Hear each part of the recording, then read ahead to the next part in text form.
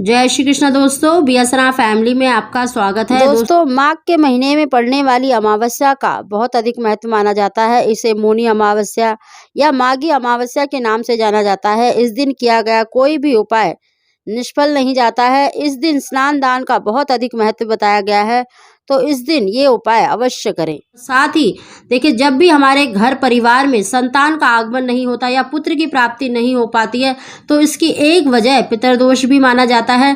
दोस्तों, बहुत से ग्रंथों शास्त्रों में लिखा हुआ है कि अगर जिस घर में संतान नहीं होती या पुत्र नहीं होती, तो उसका एक मेन कारण जो माना जाता है वो पितरदोष माना जाता है। दोस्तों, कई बारी हमारी कुंडली में भी पितरदोष होता है, लेकिन कई बारी देखिए जाने अनजाने हमारे बड़े बुजुर्गों के द्वारा की गलतियों के कारण भी हमारे पितर हमसे रुष्ट हो जाते हैं, जिसके कारण हमारे परिवार में संतान का पुत्र का आगमन नहीं हो पाता है।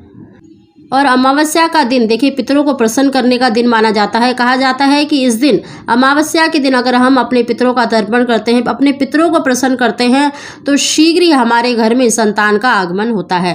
तो दोस्तों, आज हम उसी की जानकारी दे रहे हैं कि आपको कौन से उपाय करने चाहिए जिससे कि आपके पितर आपसे प्रसन्न हो और शीघ्र ही आपके घर में पुत्र संतान का आगमन हो।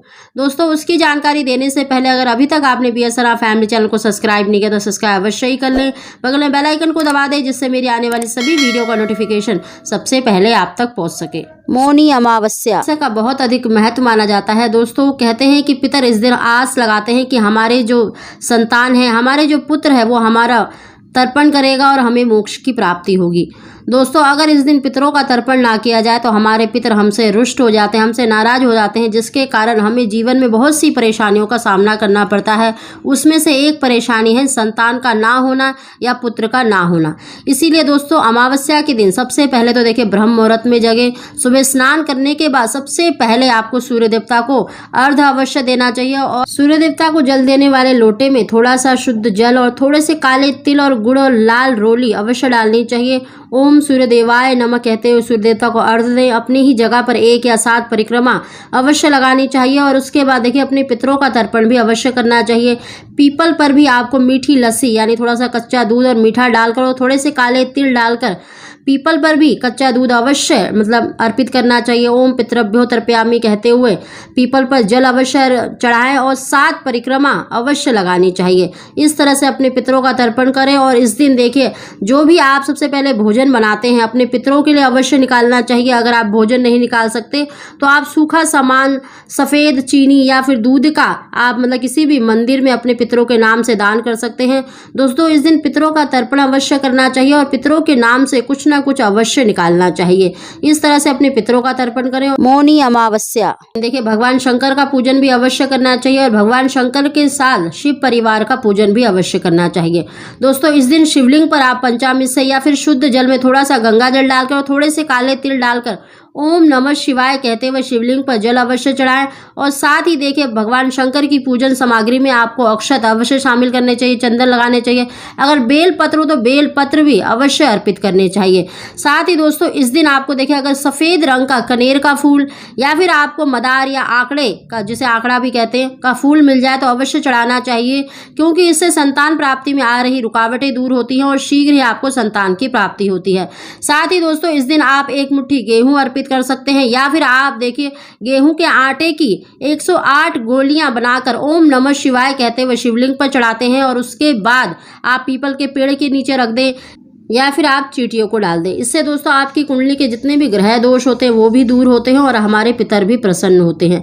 साथ ही दोस्तों, इस दिन आपको एक उपाय और करना है। आपको देखिए एक रोटी लेनी है, आप ताजे आटे की रोटी ले सकते हैं और उस रोटी के आपको देखिए 4 हिस्से करने हैं। एक रोटी के 4 हिस्से करने हैं और पहला जो हिस्सा है आपको गाय को खिलाना है, दूसरा हिस्सा आपको काले कुत्ते को खिलाना है और तीसरा हिस्सा आपको कौवे के लिए डालना है और चौथा हिस्सा आपको देखिए चौराहे पर रखकर आना है। इस उपाय को आप अवश्य करें। आप किसी भी समय पर इस उपाय को कर सकते हैं, सुबह से लेकर शाम तक कर सकते हैं इस उपाय को। दोस्तों, इस उपाय को करने से आपके जीवन में आ रही बाधाएं दूर होती हैं। आपके जीवन में जो भी रुकावट आ रही है संतान प्राप्ति के लिए, पुत्र प्राप्ति के लिए, तो वो भी दूर होती हैं। दोस्तों, इस उपाय को आप हर अमावस्या के दिन कर सकते हैं या हर शनिवार के दिन कर सकते हैं। इससे आपके जितने ग्रह दोष होते हैं वो दूर होते हैं और जो भी आप कार्य कर रहे हैं उसमें बाधा उत्पन्न आ रही है संतान प्राप्ति में या पुत्र पुत्र प्राप्ति में तो वो दूर होती है। दोस्तों सोमवती अमावस्या और भौम अमावस्या है, और भौम अमावस्या देखिए 6:30 बजे तक ही है, तो आप सुबह सुबह कर सकते हैं अपने पितरों का तर्पण या कोई भी उपाय। तो हो सके तो आप सोमवती अमावस्या के दिन ही इन उपायों को करें, तो शीघ्र ही आपको संतान सुख की प्राप्ति होगी, पितरों का आशीर्वाद आपको अवश्य ही मिलेगा। दोस्तों इस दिन अपने पितरों का तर्पण अवश्य करना चाहिए, क्योंकि अगर आप जीवन में तरक्की चाहते हैं, संतान सुख चाहते हैं, तो पितरों का तर्पण अवश्य करना चाहिए, पितरों का आशीर्वाद अवश्य लेना चाहिए। उन्हीं के आशीर्वाद से ही आपकी हर मनोकामना पूरी होती है। इस दिन पीपल का पूजन अवश्य करना चाहिए, क्योंकि पीपल में पितरों का वास माना जाता है और इस दिन सभी देवी देवताओं का भी वास माना जाता है, इसीलिए आप पीपल का पूजन भी अवश्य करें। दोस्तों अगर आपको हमारी जानकारी वीडियो पसंद आई हो तो इसको लाइक अवश्य ही करें। आप सभी को